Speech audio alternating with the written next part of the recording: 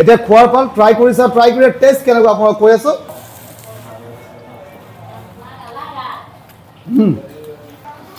মাটনৰ gravy অলপ লম এইটো সব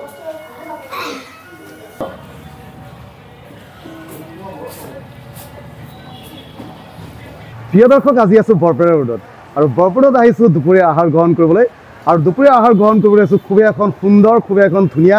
আৰু খুবেই এখন বঢ়িয়া হোটেলত আহিছো যিখন হোটেলৰ মাজে দেখুৱাম যিখন হোটেলত আহিছো হোটেলখনৰ নাম হৈছে ব্যঞ্জন আৰু ব্যঞ্জন হোটেল ক'ত আছে সেই লোকেশ্যনটো আপোনালোকক কৈ আছো ব্যঞ্জন হোটেল আছে বৰপেটাৰ ঠিক মাজমজিয়াত আমাৰ বৰপেটাৰ যি পুলিচ ষ্টেচন আছে পুলিচ ষ্টেচনৰ ঠিক অপজিট সাইডে আৰু যদি অলপ সহজ কৰি দিওঁ পুলিচ ষ্টেচনৰ অপজিট সাইডত আপোনালোকে আহে তেতিয়ালে আহি অলপ আগত গ'লে মা দুৰ্গা যি মিষ্টান ভাণ্ডাৰ আছে যি মা দুৰ্গা যি হোটেল আছে সেই হোটেলৰ ঠিক অপজিট সাইডে যদি আপোনালোকে আহে কাষত এখন মন্দিৰ দেখিবলৈ পাব মন্দিৰৰ ঠিক গাতে লাগি এইখন হোটেল আছে হোটেল ব্যঞ্জন আৰু এইখন হোটেল ব্যঞ্জনৰ পৰা বহু দিনৰ পৰা মোক হোটেল ব্যঞ্জনত আহিবলৈ মোক ৰেকমেণ্ড কৰি আছিলে আৰু স্পেচিয়েলি যিজন ব্যক্তিয়ে মোক ৰেকমেণ্ড কৰি আছিলে এইজন ব্যক্তিৰ কথা মই কওঁ এই হ'ল চন্দন দাই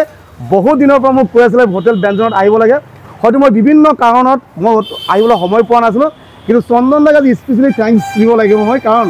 ইমান ধুনীয়া হোটেলত আহিবলৈ আপোনাক ইনভাইট কৰিছে হোটেলখন ইমান কিউট ভিতৰৰ পৰিৱেশটো ইমান ধুনীয়া ইয়াত আমি কি খাওঁ এই বস্তু আপোনাক দেখুৱাম তাৰ লগতে কোনটো বস্তু কি দাম দেখুৱাম তাৰ লগতে যিটো মোষ্ট ইম্পৰ্টেণ্ট কথা যিটো কোনটো বস্তু কেনেকৈ সোৱাদ সেই সোৱাদটো মই আপোনাক কম এখেত হোটেলখন চলাই আছে নমস্কাৰ আপোনাৰ নামটো এবাৰ কৈ দিব কাজল সাহা কিমান দিনৰ পৰা চলাইছে হোটেলটো আমাৰ 2.5 মাহ হ'ল ষ্টাৰ্ট কেনেকুৱা চলি আছে সকলোৰ আশীৰ্বাদত ভাল ৰেছপন্স পাইছো আমি চেষ্টা কৰোঁ এটা কোৱালিটি ফুড দিবৰ কাৰণে এটা হোমলি এনভাইৰনমেণ্ট দিয়াৰ কাৰণে আমি চেষ্টা কৰোঁ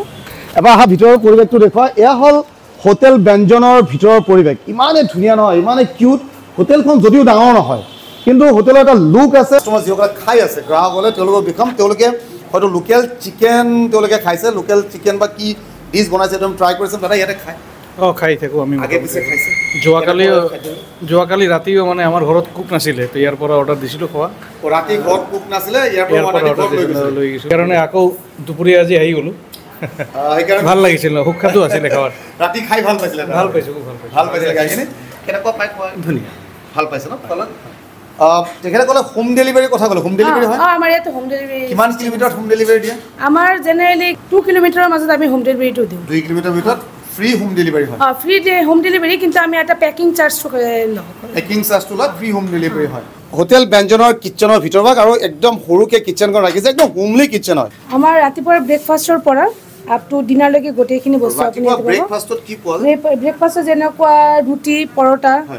লচ্ছা পৰঠা হ'ব ৰুটি হ'ব মই যিমানখিনি যাইছো আপোনালোকৰ হোটেলৰ মুগলাই পৰঠাটো বহুত স্পেচিয়েল আৰু আমাৰ যেটো মুগলাই হসা আপুনি একবাৰ নিজে টেষ্ট কৰিলে বুজি পাব আৰু মাছ মাংসৰ ভিতৰত কি পোৱা যায় মাছ মাংসৰ ভিতৰত যেনেকুৱা আমাৰ লোকাল ফিছ বিলাক যেটো যেনেকুৱা ৰৌ ভকুৱা এইবিলাক মাছ আছে লগতে সৰু মাছ থাকে সৰু মাছ থাকে ভাত পোৱা যায় অলপ জনাব ৰাতিপুৱা 10টাৰ পৰা ভাত থাকে ৰাতি কেইটা বজালৈকে খোলা থাকে আপ টু ৰাতি 11:30 তে থাকে আপ টু ৰাতি 11:30 লৈকে ভাত পোৱা যায় খোলা ৰাখে একদম খোলা প্লাস ভাতও পোৱা যায় ডেইলি থাকে আৰু আমাৰ খোৱাবিলাক আপুনি একদম ৰাতিপুৱাৰ পৰা ৰাতিলৈকে খোৱাবিলাক কিন্তু গৰম পাব আৰু মাংসৰ ভিতৰত কি পোৱা যায় মাংসৰ ভিতৰত লোকাল চিকেন হ'ব বয়লাৰ চিকেন হ'ব তাৰপিছত মটন হ'ব হয় গুটেখিনি পোৱা যায় তালৰি নিৰামিষ থালিত কিমান নিৰামিষ আমাৰ ভেজ থালিত যেনেকুৱা আপোনাৰ মিনিমাম 4টা আইটেম থাকে যেনেকুৱা ভেজ থালি 60 रुपीस কোনি চলি ওপৰত আছে কি বিৰিয়ানী বনাইছে এইটো মটন দম বিৰিয়ানীটো বনাইছে মটন দম বিৰিয়ানী বনাইছে যেটা একদম কলকাতা স্টাইল আৰু এটা বস্তু আমাৰ যেন বনোৱা হয় যে কাটলেট পিস কাটলেট বনায় এতিয়া আছে আপোনালোকৰ ৰেডি এতিয়া মানে এইটো মানে মেৰিনেট কৰি ৰখা আছে এতিয়া এইটো আবেলি টাইমত মেইনলি চলে আমাৰ কাটলেটটো ভোকটো লাগিছে দুপৰীয়া হৈছে আৰু যেতিয়া ইয়াত কিচেনত সোমাইছে নহয় ইমান জবৰদস্ত স্মেল ইয়াৰ পৰা আহিছে স্মেল আহাৰ লগে লগে ভোক কিন্তু দুগুণে বাঢ়িছে গতিকে ব্লগ খোৱা টেবুলত যাওঁ আমি অলপ ট্ৰাই কৰোঁ বহুতে খাইছে সেইখিনিও দেখুৱা তাৰ লগতে নিজে খাই কেনেকুৱা সেইখিনি দেখুৱা ব্লগ যাওঁ প্ৰিয় দৰ্শক ব্যঞ্জন হোটেলত বাকী ডিছসমূহ ট্ৰাই কৰাৰ আগতে মই ইয়াৰ যিটো আটাইতকৈ পপুলাৰ আটাইতকৈ হিট আইটেম সেইটো আপোনাৰ সকলোৱে জানে আইটেমটোৰ কথা সেই ডিছটো হৈছে ইয়াৰ মুগলাই পৰঠা আৰু গৰমে গৰমে মুগলাই পৰঠা ফ্ৰাই কৰি আপোনালোকে দেখিছে কেনেকুৱা ধৰণে ভাজি আছিলে বনাই আছিলে গোটেই প্ৰিপেয়াৰ কৰি এনেকৈ সজাই দিছে হয়তো মেয়নিজ দিছে ইয়াতে টমেটো কেটচাপ দিছে তাৰ লগতে এটা চব্জি দিছে কি চব্জি এইটো দিছে আলুৰ দম চব্জি দিছে ন আলুৰ দম চব্জি দিছে আৰু এইটো চাওক মুগলাই পৰঠা ইমান ডাঙৰ মুগলাই পৰঠাৰ চাইজ ইমান ডাঙৰ এটা পৰঠা যদি কোনোবা এজনে খায় নহয় তেওঁ একদম গেৰাণ্টিটো ভাত খাব নালাগে ইমান ডাঙৰ চাইজত দিছে আৰু দেখিতো বিৰাট ক্ৰাঞ্চি লাগিছে আৰু লাইটো লাগিছে এইটো চাওক আৰু ভিতৰৰ যিটো ফিলিংটো চাওক ইমান ধুনীয়া স্মেল আহিছে এইটো কি দিছে এইটো কি মোগলাই পৰঠা দিছে এগ চিকেন মোগলাই ন এইটো এবাৰ ট্ৰাই কৰি চাওঁ মই কেনেকুৱা হৈছে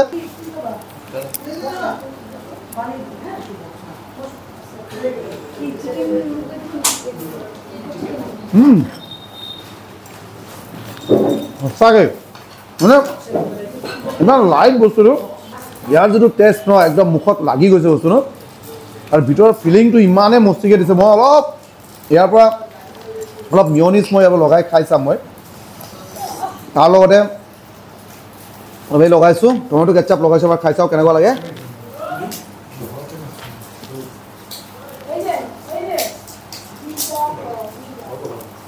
আল্টিমেট আৰু এইটোৰ লগত টেষ্ট কৰিবলৈ আলু দম দিছে আলু দমটো এবাৰ খাই চাওঁ কলকাতা ষ্টাইলৰ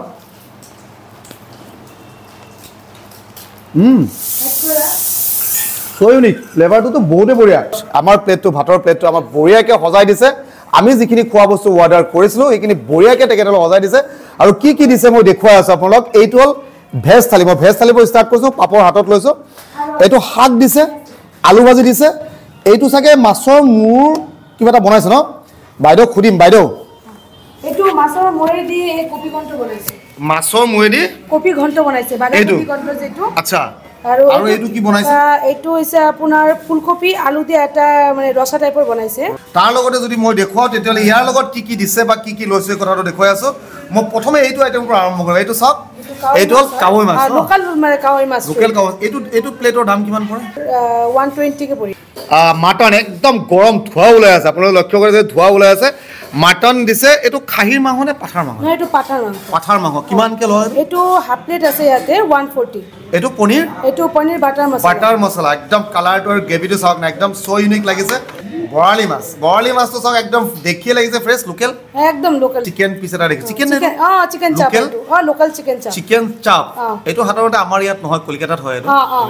আৰু ইয়াত ইলিশ ভাপা তেনেকুৱা ধৰণৰ পোৱা যায় ইলিশ ভাপা পাব মত চিংলি মালাই কাৰি যেটো চিংলি মালাই কাৰি পোৱা যায় যে একদম অথেন্টিক টেষ্টটো আপুনি পাব এতিয়া খোৱাৰ পাল ট্ৰাই কৰি টেষ্ট কেনেকুৱা আপোনাক কৈ আছো প্ৰথম আৰম্ভ কৰিম দালিৰ সৈতে এজ ইউজুৱেল মই যেনেকৈ খাওঁ দালিৰ সৈতে ষ্টাৰ্ট কৰিছোঁ দালিটো বহুত বঢ়িয়া দালি দিছে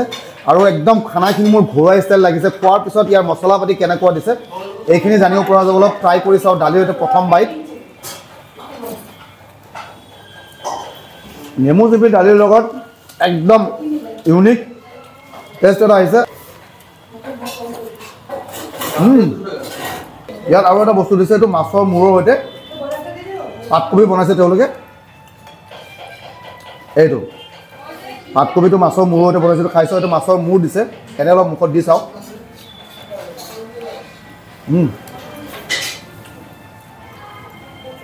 বহুত বঢ়িয়া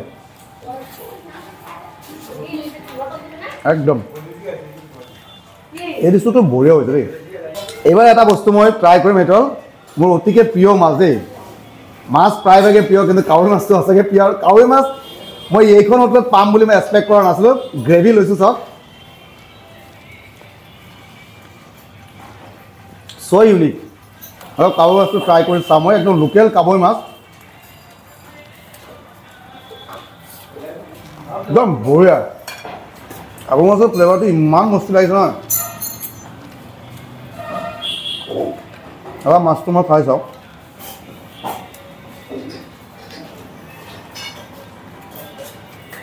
একদম লোকেল কাৱৈ মাছ সঁচাকৈ লোকেল বুলি কৈছেনে লোকেলে হয় লোকেল বৰালি চাওক না ইমান ধুনীয়া পিচ দিছে একদম দেখিয়ে লাগিছে মাছটো সতেজ দেখুৱাইছোঁ একদম উঠাই কিনে এইটো এবাৰ এনেকৈ খাই চাওঁ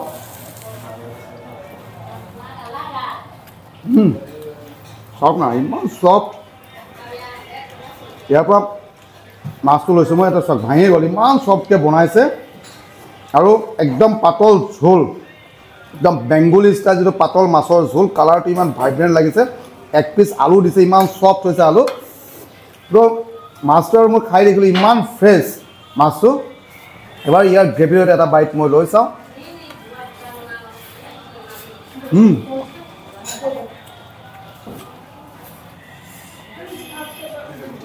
আল্টিমেট দেই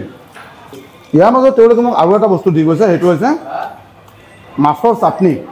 এইটো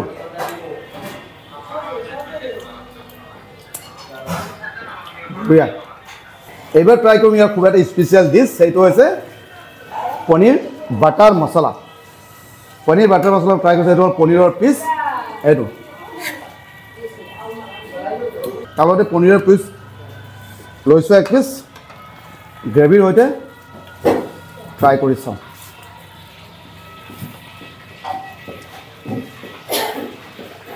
কাজু কিচমিচ ইয়াৰ পৰা ড্ৰাই ফ্ৰুটৰ সৈতে পেষ্ট কৰি বনাইছে অলপ সুইট ফ্লেভাৰ এটা আছে আল্টিমেট মাটন স্পেচিয়েল মাটনৰ পিচবিলাক চাওক একদম জবৰদস্ত মাটনৰ গ্ৰেভি অলপ ল'ম এইটো চাওক মাটনৰ গ্ৰেভি আৰু 1 পিচ মাটন লৈছোঁ এইটো মাটন পিচবিলাক চাওক ইমান চফ্ট হৈছে মাটনবিলাক চাওক হাতেৰে এনেকৈ ধৰণে ভাঙি যায়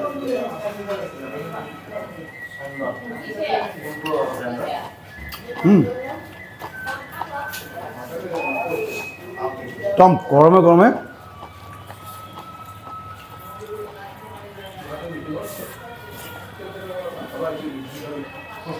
জবৰদস্ত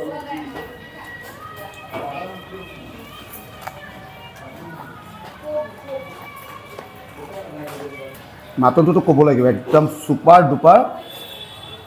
আউটষ্টেণ্ডিং মাটন বনাইছে এইটো চিকেন লোকেল চিকেন চাপ এটা এবাৰ দেখুৱাই দিয়ে ইয়াৰ পৰা একদম বঢ়িয়া লাগিছে এবাৰ খাই চাওক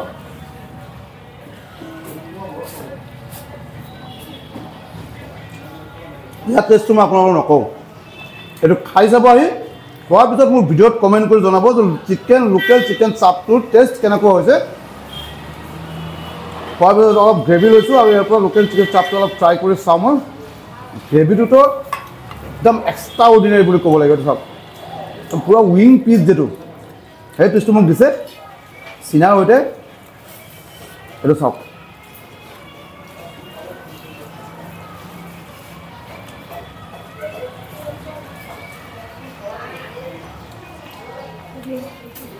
একদম ছুপাৰ কোনটো ডিছৰ কথা ক'ম যে ৰেকমেণ্ড কোনটো ডিছৰ কথা ক'ম যে এইটো ডিছ খাব এইটো ডিছ নালাগে এইটো ডিছ ভাল হোৱা নাই যিকেইটা ডিছ মই খাইছোঁ প্ৰতিটো ডিছে একদম জবৰদস্ত আল্টিমেট